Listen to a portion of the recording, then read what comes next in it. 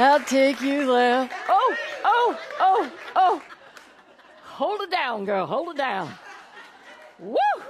Rev those engines there, girl. You got me going. Wow, Doug promised me. Yeah. Mm-hmm. Whoa, so we're talking about miracles. Thank you, Karen. Thank you, everybody, for, and Wednesday was even about miracles. So, yeah, so we're talking about miracles. And the first thing A Course in Miracles says in the workbook is there's no order of difficulty in miracles. That's the first thing it says. And so it looks like miracles sometimes operate outside of time and space, but time is something that we just made up. Somebody said so that everything doesn't just happen all at once and we just kind of crash into each other. So we can do that part. We can do that. And then the other part is space is like distant prayer kind of does away with space. We were in Paris many years ago. My husband became really, really, really ill. They put him in the hospital, that illness. And we called our practitioner in Burbank, and she went, okay, let's take care of it. And it was done. So that takes care of space and time. So maybe miracles just bring everything. Maybe we just made it all up.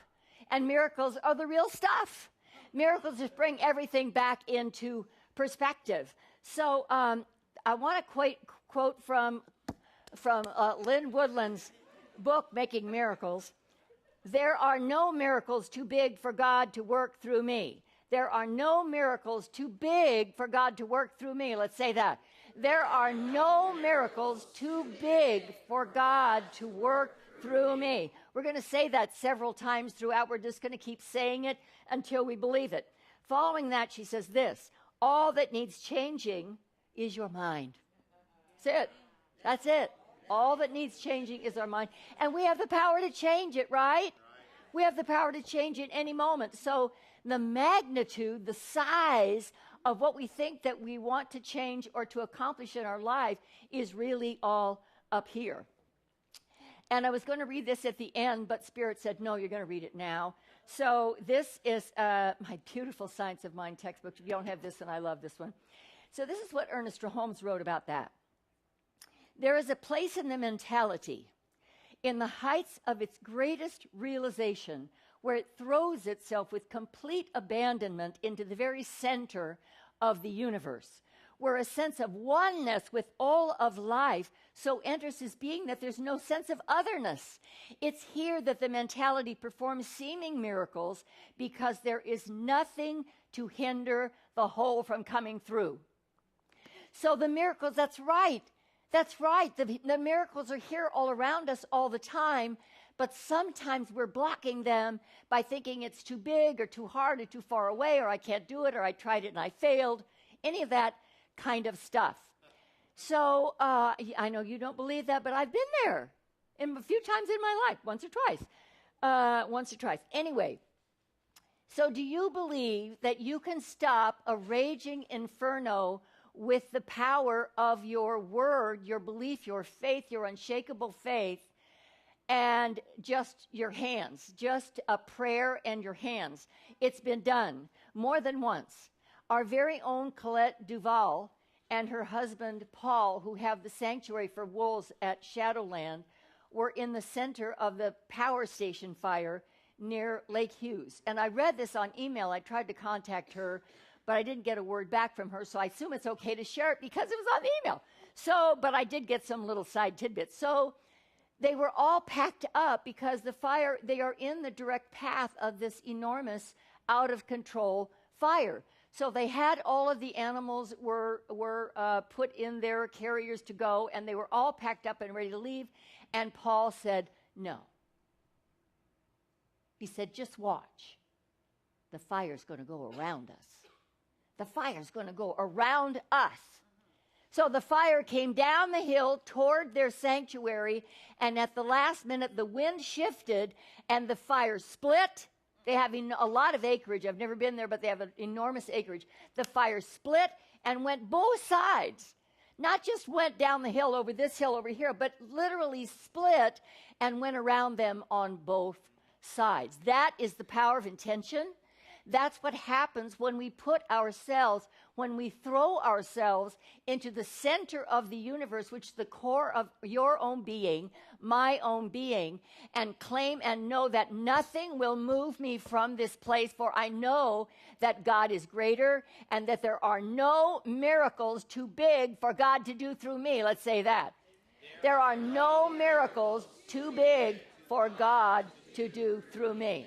And that's the truth. It's not just a coincidence. See, I think we sometimes go there when, a lot of serendipitous happenings, a lot of wonderful coincidences just kind of fall together so that and that's wonderful too. But in 2003, does anybody remember the fires in 2003 in San Diego County? The fires were in Cedros and Paradise areas. In the Paradise, the fire chief said, they were so massive, the fire chief at one point said, if these two fires ever converge, they will burn all the way to the Pacific Ocean. There's nothing we can do to stop it. That's how big they were. In the center of the Paradise fire was the center was the Self-Realization Fellowship Center in Hidden Valley. So Brother Bimalananda got all of his monks and stationed them around the perimeter of their property. They had already been begged to evacuate.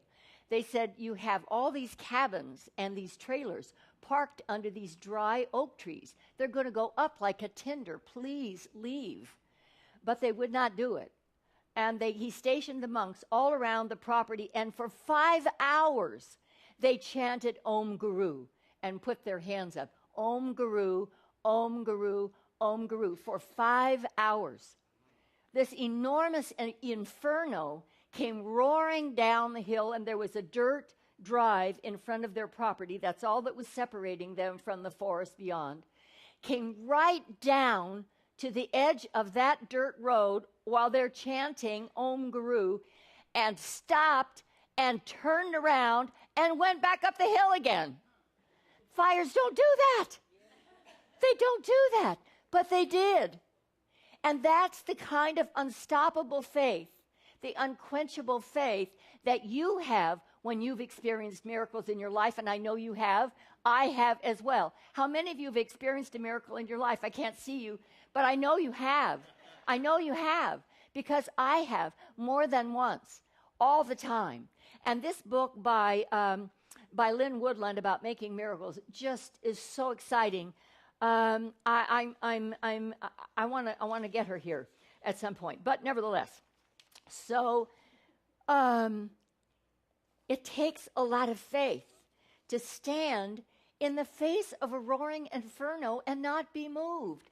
So that inferno could be, what does that inferno in your life look like? Does it look like your mortgage is upside down? Does it look like foreclosure? Does it look like your business is going belly up? Does it look like your relationship is falling apart? What is that? Does it look like your body is doing something that you would prefer it not to do? That's your raging inferno. Can you stand in that unstoppable, unmovable faith and know that no matter what it is, there's nothing too big that God cannot work through you? But we have to believe it. We have to believe it. That's what it takes. It takes our faith, and it takes our belief. Lynn wrote this: the combination of an intention and the guidance of at least one person with unshakable faith can quickly lift a whole group of people to possibilities that would be difficult to manifest individually. And so people were praying for this center, for the ashram, all over the world. We're going, Om Guru, Om Guru. And there's only one mind. There's only one mind. But she talked about fire bending, fire walking and spoon bending. Anybody ever do spoon bending in the 80s? I did. It was so fun. You like doing this thing. So what she says, it only takes this one person who absolutely knows that it works, because they've seen it over and over and over and over again. They lift the belief of everybody, that vibration, that energy vibration, they lifted to a higher vibration, and everybody's spoons just got warm and went bloop, just kind of like that. And then they got firm again, and we couldn't move them. But I felt it warm in my hand, and then I just bent it like a noodle, it was wonderful. But that's what it takes, unshakable faith, and you have that unshakable faith. So what about miracles closer to home? What about the dream of producing a play on Broadway? What about the miracle of having the star of that production be nominated for a Tony? How exciting is that? Isn't that a thrill? Absolutely. There's miracles all around us. I had the privilege of assisting Reverend Rita and Patrick as they prepared to move to Kauai. Many of us did. There were a whole bunch of us there, sweating and getting dirty and just really having fun, getting down in it, and just getting down, having fun with that. And so Reverend Patrick had his right arm in a sling. For those of you who may not know, he broke his shoulder in running. And so his shoulder was in a sling. And Rita and I had gone through the garage, lots of fun, the week before, and about 95 degrees. And we got rid of everything except these 3 plastic containers full of Patrick's memorabilia. And that was his job. So our job that day, which was just a few days before they were leaving, was to go through that stuff. So I'm just the peon. I'm the lifter and the thrower. Now get rid of that. And so in the beginning, so this is all his stuff. They met acting. He was a director. So these are the plays he directed, the scripts, the playbills, the photo, the cast pictures, the stuff in the newspapers about how wonderful they were and all this stuff. Oh, here I am in this production. Oh, there I was in that. And da-da-da-da. And at first it was like, God, that was so nice. I really liked that, But then I didn't say it. I didn't do a thing. I'm just there. And he's, yeah, let's let go of that. No, I don't need that. No. So by the time we were done, we had this, I'm telling you, one little box about like this big. That's all he kept. Everything else was, let it go. It's easy. Just let it go. And so at 3 o'clock, he was going to meet his mother.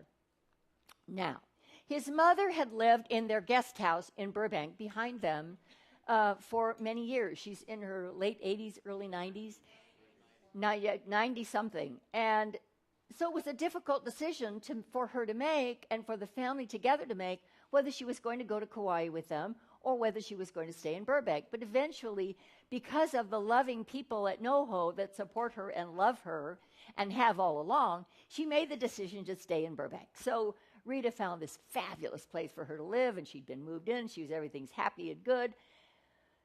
But now it's time for them to leave. And now she's not so happy. Now I think she's panicking because now she can't call Patrick to come and pick her up, to go get this for that if she needs something. And so the day before had not gone well at all. And he was really struggling because, hi, Patrick. Hi, Rita. They're watching. Not fun. In Kauai, they're watching. So he was really struggling because he went like, am I being selfish?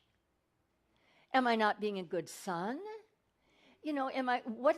What's going on here? He needed to leave with his heart feeling like he had done the right thing for his mother.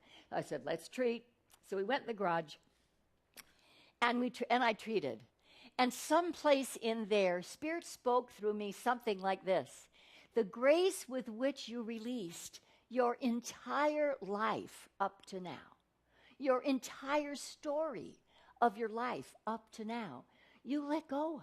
The grace with which you were able to do that because you knew you couldn't take all this stuff into this new experience that doesn't even have a form yet. It doesn't have a location yet. It doesn't have a color, a shape, a size.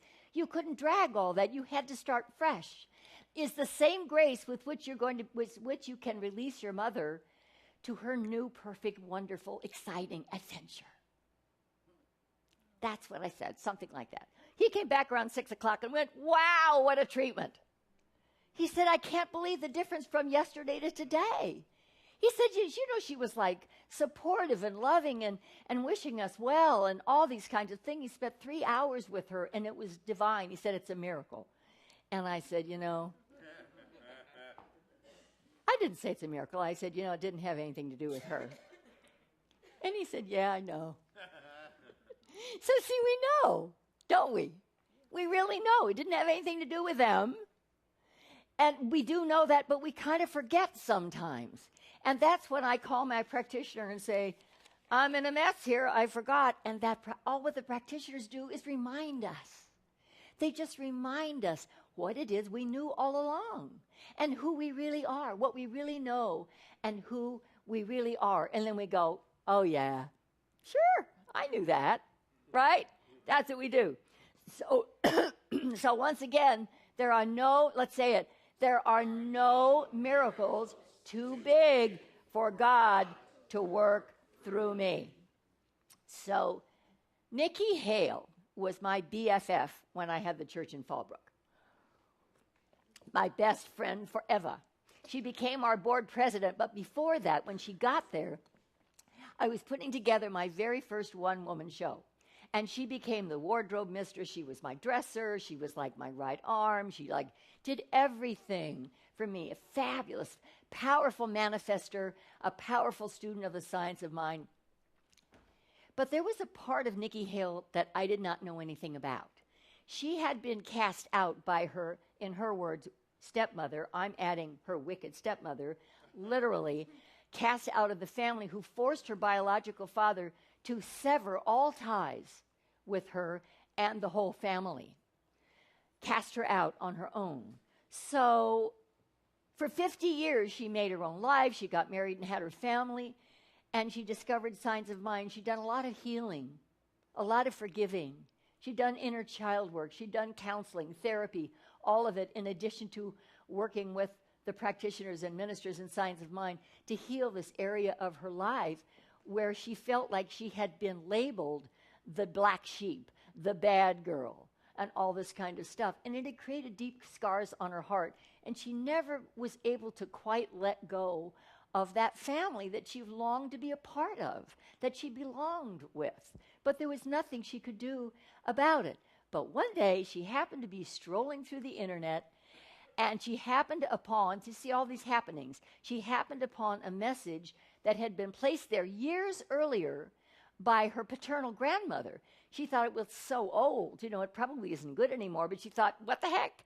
I'll answer it and just see what happens. So she did. And a few days later, she got a message from a cousin, John, that didn't even know that she'd existed. She had been completely obliterated, wiped out of this entire family, and they would not have found it out except that, listen to this, they gave a 90-year birthday party for Uncle Don, who she remembered from childhood. And one of the women said, it's too bad we never had any more females in our family.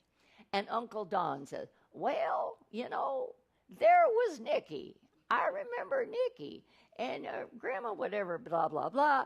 So they got on the line. They got her to come out. She said, all the way on the plane, my mantra was, let me be good enough.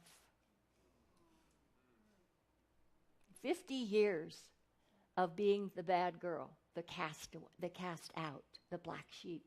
Let me be good enough. She said, when I came down the ramp, there was Uncle Don standing at the bottom, a little less hair and a little bigger paunch, who wrapped her in a bear hug, and that was the beginning of the healing. She met her brother. Her brother at the party said, what? I have a sister I have never met, didn't know she existed. So the healing began. She met all the family. They took a hot air balloon ride to celebrate. And about 3-4 months later, they had a family reunion with 41 people that because this woman had managed to separate the whole family, not just her, but separated everybody from everybody. They all came together for the first time, and the healings took place. She said, I got on that plane the first time a half a person. And when I got back on, I was whole. I finally belong.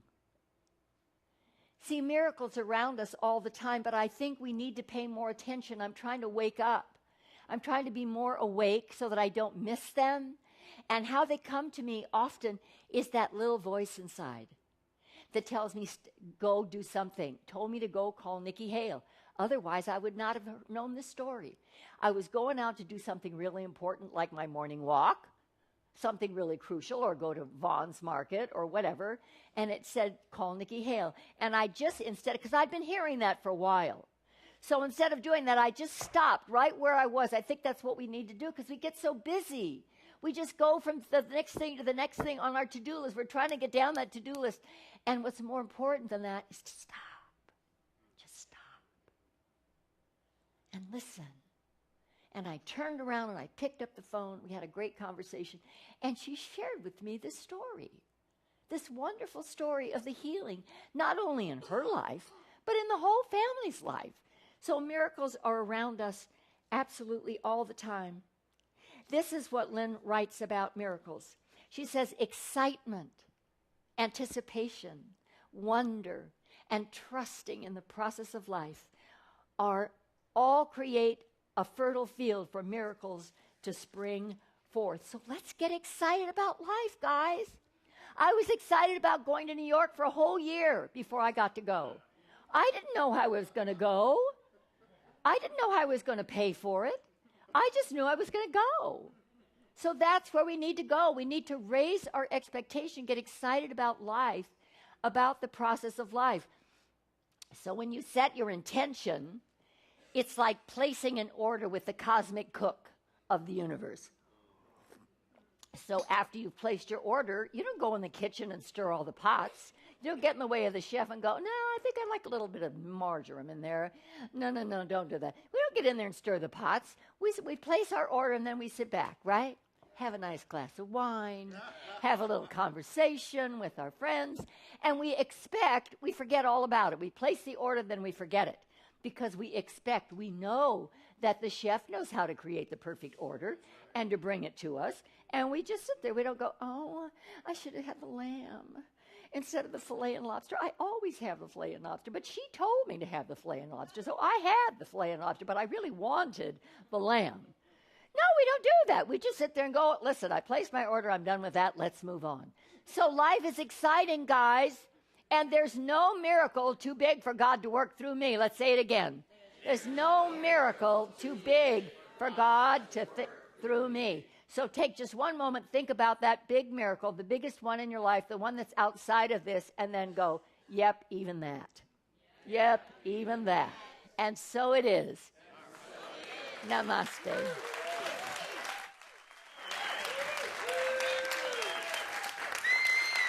Ha ha ha!